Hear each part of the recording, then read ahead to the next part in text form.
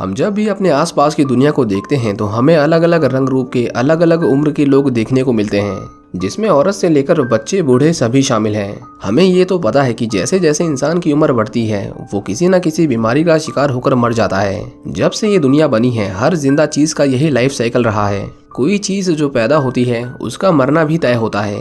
पर जरा सोचिए कि क्या होगा कि अगर कोई इस दुनिया में पैदा ही ना हो। आज की हमारी मूवी इसी के बारे में बात करती है। एक ऐसी दुनिया जहां की औरतें अब बच्चों को जन्म नहीं दे सकती और पिछले 18 सालों में कोई भी बच्चा पैदा ही नहीं हुआ। यहाँ तक कि दुनिया का सबसे यंग इंसान 6 महीने या 1 साल का नहीं बल्कि 18 साल का है। बच्चे ना पैदा होने की वजह से पूरी दुनिया की इकोनॉमी बर्बाद हो चुकी थी और धीरे धीरे चारों तरफ अशांति और भुखमरी फैलने लगी। जो लोग पैदा हो चुके थे और जवान थे उनका दर्जा किसी सेलिब्रिटी से कम नहीं था।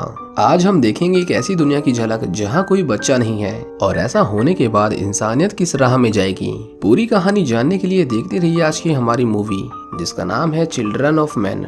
इस मूवी की स्टार्टिंग में हम थियो नाम के एक आदमी को देखते हैं। थियो पहले एक एक्टिविस्ट हुआ करता था लेकिन अब वो ये सारे काम छोड़कर गुमनाम जिंदगी जी रहा है। हमें न्यूज में दिखाया जाता है कि इस दुनिया के सबसे जवान आदमी का कुछ लोगों ने मर्डर कर दिया है, वो भी बस इसलिए क्योंकि उसने ऑटोग्राफ देने से मना कर दिया था।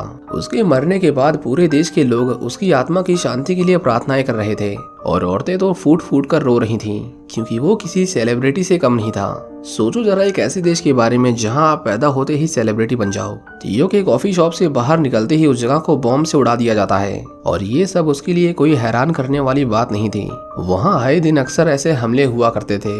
थियो को तो अब जिंदा रहने की भी इतनी कुछ खास खुशी नहीं थी। ब्रिटेन में पुलिस फोर्स उन लोगों को पकड़ पकड़ कर बाहर निकाल रही थी जो उस देश के नागरिक नहीं थे, क्योंकि जितने ज्यादा लोग उतनी ज्यादा परेशानियां। एक दिन थियो जब अपने काम से लौट रहा था तो रास्ते में कुछ लोग उसे किडनैप कर लेते हैं। उसे पकड़कर एक छोटे से बंद कमरे में लाया जाता है। मास्क हटाने पर उसे पता चलता है कि उसकी वाइफ जूलियन ने उसे किडनैप करवाया था। थियो कई सालों के बाद अपनी वाइफ को देख रहा था। दरअसल वो ब्रिटेन सरकार की मोस्ट वांटेड लिस्ट में थी क्योंकि वो उन लोगों में से थी जिनका मानना था कि इमिग्रेंट्स को भी वही दर्जा मिलना चाहिए जो ब्रिटेन देश के लोगों को दिया जाता है। जूलियन उसे कहती है कि उसे एक लड़की को इस देश से बाहर निकालना है जिसमें उसे उसकी मदद चाहिए। इसके बदले में वो उसे बहुत सारे पैसे देने के लिए भी तैयार थी। थियो उसे ऐसा करने से मना कर देता है क्योंकि ये इलीगल था और इसके बाद वो उसे पकड़कर वहीं छोड़ देते हैं जहां से उसे उठाया था और साथ ही में वो उसे एक एड्रेस भी देते हैं ताकि अगर उनका मन बदल जाए तो वो उसे बता सके। इसके बाद थियो अपने कजन से मिलने जाता है जिसके गवर्नमेंट के साथ बहुत अच्छे कनेक्शन थे। उसके पास बहुत सारा पैसा था लेकिन वो कभी फ्यूचर के बारे में नहीं सोचता था क्योंकि वैसे भी अगले 100 सालों में धरती के सभी लोग खत्म हो जाएंगे। उसका कजन थियो के लिए कुछ सरकारी डॉक्यूमेंट्स तैयार तो करवा देता है लेकिन रूल्स के अकॉर्डिंग वो लड़की अकेले कहीं नहीं जा सकती थी। उसके साथ थियो का रहना कंपलसरी था। थियो इसके बाद जूलियन से फिर से कांटेक्ट करता है। वो सभी वहां से निकलने के लिए तैयार थे। हमें यहाँ पता चलता है कि जूलियन और थियो का एक बच्चा था जिसकी 2008 के फ्लू पैंडेमिक में मौत हो गई थी और यही रीजन था कि जब भी वो अपने अतीत को लेकर बात करते थे उन दोनों के बीच में बिल्कुल नहीं बनती थी। इसके बाद थियो उस लड़की को देखता है जिसे उन्हें इस देश से बाहर निकालना था। अब वो उनके लिए इतनी जरूरी क्यों थी वो हमें आगे जाकर पता चलेगा। रास्ते में जाते वक्त अचानक से एक जलती हुई कार उनके सामने आकर उनका रास्ता बंद कर देती है और देखते ही देखते कुछ लोग उन्हें घेर लेते हैं। वो तुरंत ही वहाँ से भागने लगते हैं लेकिन कुछ बाइकर्स उन पर हमला करते हैं जिसमें से एक बुलेट जूलियन की गर्दन पर लगती है और बहुत सारा खून बहने की वजह से उसकी मौत हो जाती है। कुछ पुलिस वाले उन्हें अरेस्ट करने के लिए आते हैं पर ल्यूक उन्हें शूट करके वहाँ से भाग जाता है। ये सब इतनी जल्दी हुआ कि थियो को ये समझने का मौका ही नहीं मिला कि जूलियन अब मर चुकी है। थियो उसे देखकर बहुत रोता है लेकिन उनका ज्यादा देर तक वहाँ पर रुकना ठीक नहीं था, इसीलिए वो उसकी लाश को जंगल में ही छोड़कर वहाँ से चले जाते हैं। ल्यूक उन्हें अपने एक खुफिया अड्डे पर लेकर जाता है जहाँ उसके जैसे और भी लोग थे। जूलियन के मरने के बाद अब उनके बीच में परेशानियां बढ़ने लगी थी। वो सभी आपस में ये फैसला करते हैं कि ल्यूक उनका नया लीडर बनेगा। थियो अब उनके साथ नहीं जाना चाहता था क्योंकि जूलियन के मरने के बाद ऐसा करने का उसके पास कोई कारण ही नहीं था। वो सभी न्यूज में देखते हैं कि पुलिस ने उनकी पहचान कर ली थी और जल्द ही वो उन्हें पकड़ लेंगे। जब की को पता चलता है कि थियो कल वापस लौटने वाला है तो वो उससे बात करना चाहती थी। वो जब उससे मिलने जाता है तो उसे कुछ ऐसा पता चलता है जो उसके लिए किसी चमत्कार से कम नहीं था। वो देखता है कि की प्रेग्नेंट है और जल्द ही एक बच्चे को जन्म देने वाली है। की चाहती थी कि वो उसके साथ चले क्योंकि जूलियन ने उसे कहा था कि वो थियो को छोड़कर किसी के ऊपर भी भरोसा ना करे, चाहे वो अपने लोग ही क्यों ना हो। थियो उन्हें कहता है कि हमें इस बच्चे के बारे में सभी को बता देना चाहिए क्योंकि जल्द ही उसे एक डॉक्टर की जरूरत पड़ने वाली है। ल्यूक उसे कहता है कि अगर ऐसा किया तो सरकार कभी नहीं मानेगी कि वो एक इमिग्रेंट का बच्चा है। वो उसे किसी अमीर परिवार का बेटा बनाकर उसका इस्तेमाल अपने निजी मकसद के लिए करेंगे। उन्हें किसी भी तरह द ह्यूमन प्रोजेक्ट की लैब में जाना था जो इंसानों की इनफर्टिलिटी पर रिसर्च कर रहे थे और शायद ये बच्चा उनकी आखिरी उम्मीद थी कि इंसान फिर से बच्चों को जन्म दे पाएंगे। उस रात जब सभी सो रहे थे तो थियो को कुछ लोगों की आपस में बहस करने की आवाज आती है और उनकी जासूसी करने पर उसे पता चलता है कि जूलियन की मौत कोई एक्सीडेंट नहीं थी बल्कि एक सोची समझी चाल थी। ल्यूक ने ही अपने लोगों को उसे मारने के लिए कहा था ताकि वो नया लीडर बन सके। वो उस बच्चे का इस्तेमाल अपने फायदे के लिए करना चाहता था। जब थियो को इसके बारे में पता चलता है तो वो की को अपने साथ लेकर वहाँ से भागने का प्लान बनाता है। सभी से छुपते छुपाते वो उनकी कार को लेकर वहाँ से निकल जाता है पर कुछ दूर जाते ही उनकी कार बंद पड़ जाती है। उसे स्टार्ट करने के लिए धक्के की जरूरत थी और इसी कोशिश में वो पकड़े जाने से बाल बाल बचते हैं। थियो को अब किसी पर भरोसा नहीं था पर उसे उम्मीद थी कि एक आदमी जरूर उसकी मदद कर सकता है। वो अपने एक पुराने दोस्त जस्पर के पास जाता है। उसे वहाँ से निकलने के लिए जस्पर की मदद चाहिए थी और जब उसे पता चलता है कि वो अपने साथ एक प्रेग्नेंट औरत को लाया था तो उसे अपनी आंखों पर यकीन नहीं होता। वो उनकी मदद करने के लिए तैयार था। उन्हें वहाँ से निकालने के लिए जहाज 2 बार उनके शहर में आने वाला था, एक आज के दिन और दूसरा 2 दिन बाद। आज वहाँ पहुँचना उनके लिए पॉसिबल नहीं था, इसीलिए वो 2 दिन वहाँ इंतजार करने वाले थे।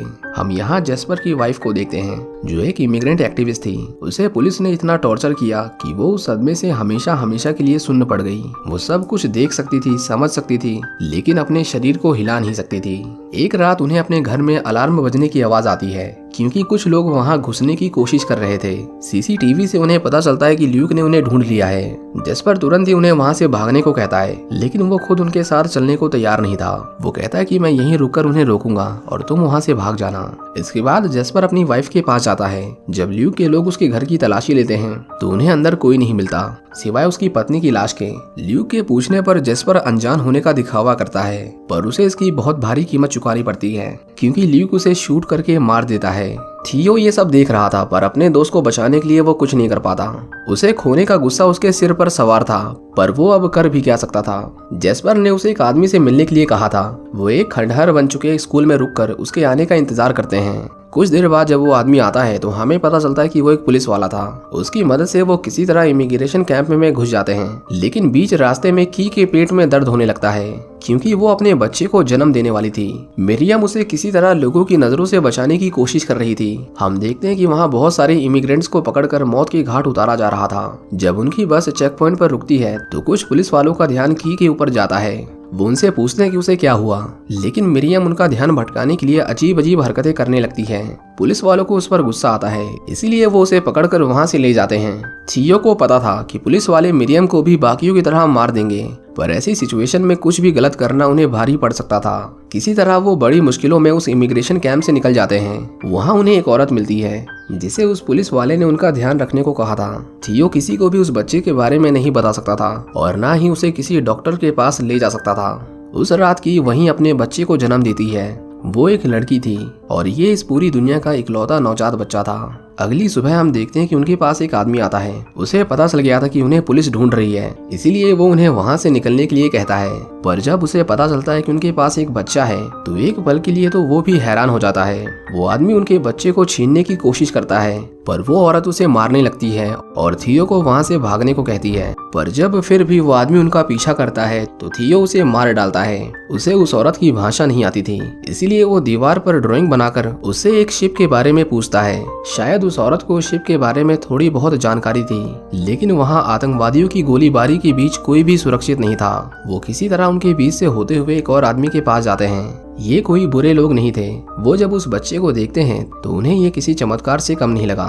वो लोग उन्हें खाने के लिए खाना और दवाइयाँ देते हैं। इसी बीच थियो की को उस बच्चे का नाम डायलन रखने को कहता है पर की उसे कहती है कि ये तो एक लड़के का नाम है, हमें इस बच्चे के लिए कोई बेहतर नाम सोचना होगा। कुछ देर बाद वो सभी उस बच्चे के साथ शिप की ओर जाने लगते हैं लेकिन हम देखते हैं कि ल्यूक ने उन्हें फिर से ढूंढ लिया था। उसके लोग उन्हें घुटने के बल बैठने को कहते हैं। ल्यूक जब की को अपनी झूठी सिंपैथी दिखाता है तो की उसके चेहरे पर थूक देती है।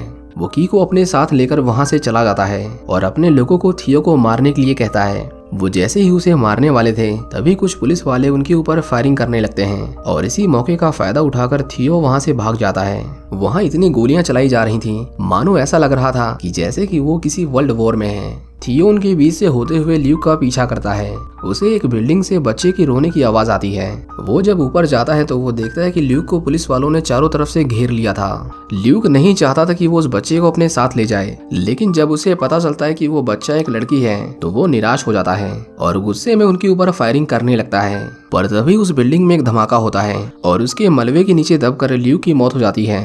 इतने सारे शोर शराबे और आवाजें सुनकर वो बच्चा रोने लगता है। अब वो बच्चा सभी की आंखों के सामने था, पर वहाँ कोई ऐसा नहीं था जो उसे नुकसान पहुंचाना चाहता हो, बल्कि सभी उसे भगवान का अवतार मान रहे थे। पुलिस वाले जब उस बच्चे को देखते हैं तो कुछ देर के लिए फायरिंग बंद कर देते हैं और उस बच्चे के सामने सिर झुकाकर उसके लिए प्रार्थना करते हैं। थियो उन्हें लेकर वहां से निकल जाता है और उसके जाते ही लड़ाई फिर से शुरू हो जाती है। वो औरत उन्हें एक अंडरग्राउंड सीवर में लेकर जाती है जो सीधा एक बड़ी नदी से जाकर मिलती थी। थियो उसे भी अपने साथ चलने को कहता है, लेकिन उस औरत को पता था कि वो नाव 3 लोगों का भार नहीं झेल पाएगी, इसीलिए वो पीछे रुकना ही ठीक समझती है। थियो उस नाव को चलाकर किसी तरह नदी तक पहुंचता है, पर वो देखते हैं कि वहाँ कोई शिप नहीं थी।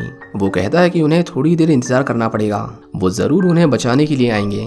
की देखती है कि नाव पर बहुत सारा खून था। उसे पहले तो लगा कि वो उसका खून है, लेकिन हमें पता चलता है कि ये खून थियो का था, क्योंकि ल्यूक ने उस पर गोली चलाई थी। की को उसकी चिंता होने लगती है क्योंकि वो धीरे धीरे मर रहा था। जब उसका बच्चा रोने लगता है तो थियो उसे सिखाता है कि बच्चों को कैसे चुप कराया जाता है। की उससे वादा करती है कि वो अपनी बेटी का नाम डायलन रखेगी, जो थियो और जूलियन के मरे हुए बेटे के नाम पर था। हम देखते हैं कि थियो का शरीर धीरे धीरे ठंडा पड़ने लगता है और देखते ही देखते उसकी मौत हो जाती है।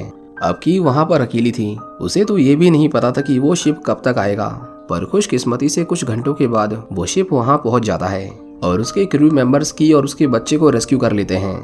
इसी के साथ हमारी ये कहानी यहीं खत्म हो जाती है। उम्मीद करता हूँ कि आपको ये मूवी पसंद आई होगी। Thank you for watching.